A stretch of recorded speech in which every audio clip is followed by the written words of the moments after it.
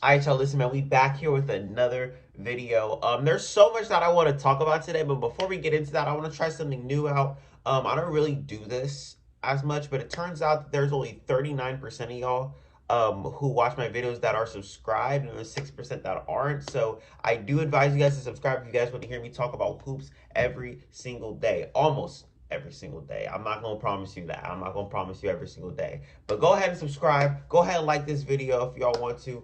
But we're about to get straight into it, and I want to talk about the title of this video. I want to talk about how the Miami Heat are scary. They're entering scary hours, man, but nobody is, really talking about it.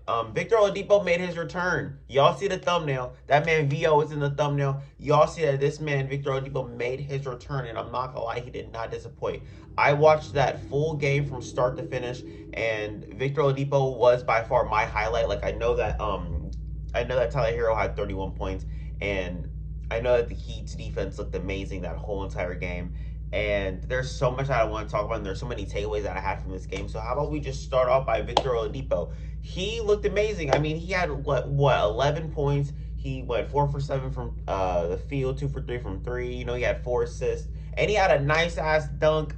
And not gonna lie, he was playing very, very good defense. And this is getting into my point that I wanted to make. We're obviously not about to be getting 2018, 2019 Victor Oladipo. I mean, to be honest, there's so much personnel on this team, like Jimmy Butler, Bam Adebayo, Tyler Hero, Duncan Robinson, who are gonna, have the ball in their hands more than Victor Oladipo. But what I think that we're gonna get is we're gonna get more of a defensive-minded Victor Oladipo. I mean, the dude is about to be playing some of the best defense that he's ever played in his career. Let's say from this point now to like the end of next season, the end of next regular season, I think that from that span, he's going to be playing the best defense that he has ever played in his whole entire career. And I think that goes to show with this Miami Heat team, because Miami Heat team is very good defensively. And I think that that is going to rub off on Victor Oladipo a lot, man, a lot. And as y'all know, last season he was on the Rockets. And, I watched a couple games of them because I was really paying attention to the Rockets last season because of the whole James Harden debacle. And I wanted to see how they would look without James Harden. And Victor Oladipo was playing, and I'm not gonna lie, he was very inconsistent. Like, some games he'd have very good games. I remember he had like a 40-point game at one point, and he kept giving us 25-point games, but at the same time, his efficiency was so damn bad. And this is what I want to get into with, like, his offensive game isn't going to be there every single night like you would want it to be. I mean, he played good today. He played very good today in the limited minutes that he got. I think he only played like 15 minutes on the dot. I cannot wait for him to actually get more minutes, playing like 25 minutes a game to 30 minutes a game with this closing lineup, which is I'm hoping is going to happen. I'm hoping that he closes with Kyle Lowry, Jimmy Butler, Tyler Hero, and the rest of these guys. I don't think he will, to be honest. It depends. It depends. I don't think he will, but it would be nice to see that. But I don't think his offensive game is going to be there every single night like you would want it to be. But at the same time, I think his defense is going to be there every single night, which is why I said that he's going to play some of the best defense he's ever had in his career. But this gets into my next point. Bro, I'm not going to lie. At the end of the game, Tyler Hero and Victor Oladipo, they were going off, bro. They were playing straight off each other. And I'm not going to lie, I'm loving this Tyler Hero, Victor Oladipo tandem that they got going on off their bench. The Miami Heat are just one of the deepest teams in the league. Not even one of the deepest teams in the league. They are the deepest team in the league. And I feel like that is going to be good long-term for them and short-term for them. Like, let's say somebody gets injured in the playoffs. Eric Spoelstra has the talent and the coaching skills to, coach these teams to a win. And I think that that is very good, even to have a deep team like that to get you through the regular season. I think that this COVID outbreak thing is going to be irregular, to be honest. If COVID never goes away, which it won't, I think that we could have like an outbreak in the NBA like almost once every single year, which we saw this season, which we saw last season. And I think having a deep team like the Miami Heat can help you through those games, because if you lose your players like the Miami Heat did this season, like they lost Jimmy Butler, they lost Tyler Hero, they lost all these guys, not necessarily to COVID, but to like injuries and stuff like that. You have guys who can fill in their role and play their role not perfectly to the way that they would play it, but like they would play their role good. You know what I'm saying? And that can generate some wins. And I think that that is very good for the Miami Heat. And that's why they're sitting at first in the conference right now, because they did have that deep roster. But I'm veering off for the point that I literally wanted to make for this video. Tyler Hero and Victor Oladipo look good together. They look good together. They literally play off of each other, and that's exactly what they were doing throughout that whole entire game that they were playing with each other. Literally, if you think about it, Tyler Hero is one of the worst defenders. I'm not gonna lie. Like, watching him play defense yesterday was just so bad. But as I was saying in the beginning of this video, Victor Oladipo knows how to play defense.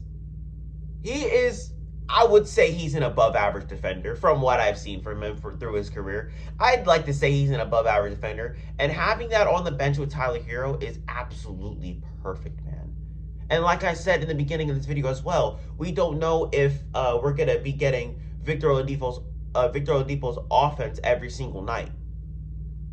But we're going to get Tyler Hero's offense every single night. Oladipo picks up for what Tyler Hero lacks, and Tyler Hero picks up for what Oladipo lacks. And I think that that is going to make a very good, bench duo on the damn court, bro. I think that the Miami Heat have a chance to go to the NBA Finals and possibly win it.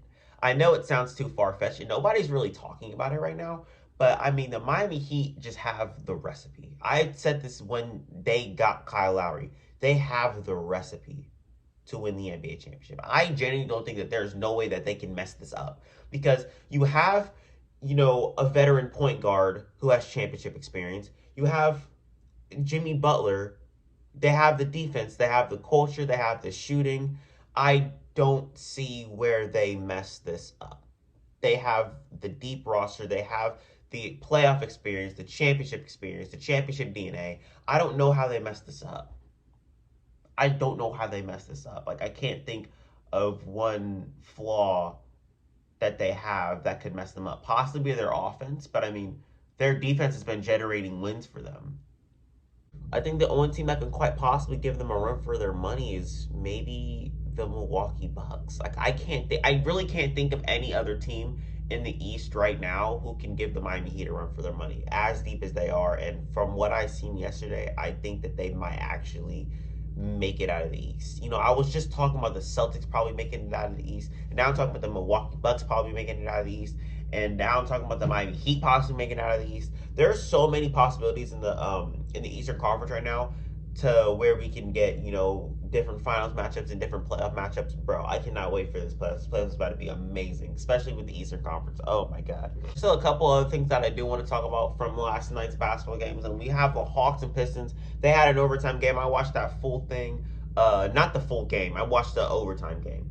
But yeah, the Hawks need defense, bro. The Hawks are kind of scaring me. They're kind of scaring me, bro. And not in the good way. Not in like the scary hours type shit. Not in the good way. Because this team literally just went to the Eastern Conference Finals last year. And they damn near ran it back.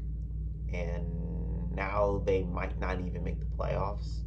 They're 10th in the conference right now. They lose to the Pistons, who have been playing good lately. I'm going to get to that in a minute. But they need defense, man. And they need defense quick. There's guys on their bench like DeLon Wright, who's getting minutes. Not saying DeLon Wright's a bad player, but I don't think he's, gonna generate you some. I don't think he's gonna get you some wins. I think they need to fill it out with the best defense that they can. They need to fill some of the holes in their roster with the best defense that they can, or maybe more consistent shooting. I don't know, but they need something. They need something. I've been watching this Hawks team all season long, man, because I thought that they were gonna, give me 50 wins at least this season. I predicted them being a 4th seed in the conference and them winning at least 50 games, and I literally said, there's no way that this team doesn't win 50 games, and now they're struggling to even get 35. And we're nearing the end of the season right now, and they're 10th in the conference. They're looking like a playing team right now. They're looking like a playing team. There's no way that they get out of the play-in at this point. Ben knew that, but they need to be that 7th or 8th seed, because I don't want this team to fuck around and lose one game and then they are out of the playoffs. That would be one of the worst drop-offs in like a while, man. A while. And I don't think that's going to look good on Trae Young either. I'll be so damn disappointed if this team does not make the playoffs because they have a really good team on their hands. I mean, the Clint Capella, Trae Young pick and roll is really good. I like that they have their backup in Onyeka Okongwu. He's really good. They have shooters like Kevin Huerter, Bogdanovich. They have, guys. They have guys who can play basketball. You feel me? And their team is good. It's just that they just have no motivation right now. They have, no drive to do anything. And it sucks to watch, to be honest with you, man. But let's not talk about the Hawks. Let's talk about the Pistons for a second. They have been playing so physical lately. I mean, basically half their games that they've played so far have been bet against the Boston Celtics. And, every single time that they come out and play the Celtics, they play so physical. When we were in Motor City, they played amazing. We beat them, but they played amazing. When they were on our home court in TD Garden, they played great. They beat us. Isaiah Stewart has been grabbing offensive rebounds left and right. Cade Cunningham is becoming more and more of a polished NBA player. It's looking so good for them. Marvin Bagley. Let's talk about Marvin Bagley for a second. I'm not saying that this team could do anything this year because obviously they're only at 18 wins. But Marvin Bagley's been so amazing off their damn bench. Hopefully he can maybe get a starting role or something. I don't know. Because Isaiah Stewart has just been amazing. He's been amazing. Maybe this, backup center role is good for them. Maybe if they get a top pick, maybe they can get somebody like Boncaro or I don't know. I think that this team is really, starting to quote unquote find their identity. I don't think that they're going to do anything because obviously they're still in a rebuilding phase.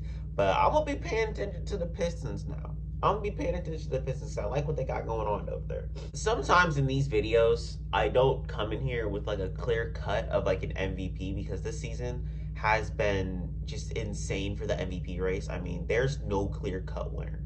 There's no clear cut winner. I know that was kind of a weird transition, but I want to get into, two players, Joel Embiid and Nikola Jokic, bro.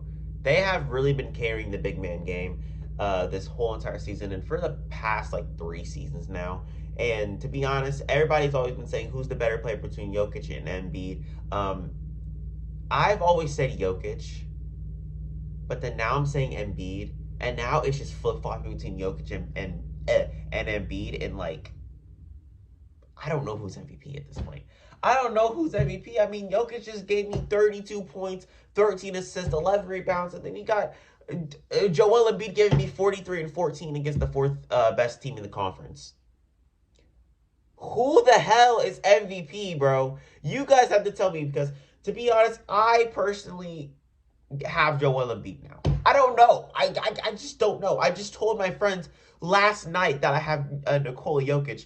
And then I'm telling my friends this morning that I have Nikola Jokic. But then now I'm going into this video that now I have Joel Embiid. I don't understand, bro, because they're just very good at what they do, man. To be honest, if any of them win, if Nikola Jokic wins, I'll be fine. If Joel Embiid wins, I'll be fine. If Giannis wins, I'll be okay. If DeMar DeRozan wins, I'll be but then I'll be fine with it afterwards. You know what I'm saying? Because this MVP race has been so close. It's one of the closer races that we've had in a very long time. Let's talk about Joel Embiid's game against the Bulls real quick because the man feasted every time he got the damn ball. Kenny tweeted out, he was saying Embiid going for 45. I don't know what his intention was with that tweet. I don't know if he was trying to curse Embiid so he'd get 5 points. But he had 43 because Vucevic was not even playing, bro. And we were yep, this man Embiid's about to, feast. And that's exactly what he did. He went out there and he hooped on who? Tristan Thompson. Tristan Thompson started for them at the center position, I'm guessing. 5 fouls. 5 fouls for him. I think Embiid took 16 free throw shots this game, bro. It's you can't make it up. He took 27 shots. I mean, they were going to play through Embiid because they had no center. And to be honest with you, even if Vooch was there, I still think he gives him at least 30, 35 because Vooch is not a good defender. We all know this, bro. But then we shift over to Denver, and I just finished watching that game. I watched a condensed version of that game. And this man, Jokic, made the right play almost every single damn possession, bro. And I think that deserves some credit. I mean, if you're a center giving us triple doubles every single night, damn near. I mean, since All Star break, he's had three, and the rest of the NBA, I'm talking about all 29 NBA teams, they've only had two. And I think that that is goes to show how valuable Jokic is as an NBA player. And to be honest with you, as I was saying, when you think about the most valuable player, you think about the most valuable player. And there was this stat that I saw on Twitter, and it was basically saying that out of all the statistical categories, Jokic leads in like 30 of them, and Embiid leads in like six, and then Giannis has like three, two. I don't know, but I think that holds a little bit of weight. The fact that he's sixth in the conference right now, almost fifth, holds a lot of weight. Um, I don't know, man. I'm not trying to sit here and tear down Embiid in his case for MVP because I mean he has a fucking huge ass case for MVP. But I don't know, man. I don't even know what I'm saying anymore. Other things around the league, I saw Julius Randle had a fake 46-point game. RJ Barrett played nice as well, but you guys played the Kings. And speaking of the Kings, I think the Kings are pretty ass, but I think that Domantas Sabonis and De'Aaron Fox can, you know, maybe push this team to the playoffs next year. But that's for another video. I'm gonna talk about that for another video and talk about the Tyrese Halliburton trade and have like a full in-depth breakdown of it. I really want to do that. But I'm about to get out of here, y'all. Hopefully I can get this video up before, or hopefully I can get this video up today. I don't know what time today, but hopefully I can get it up today. But I'm about to get out of here. I'm out this bit.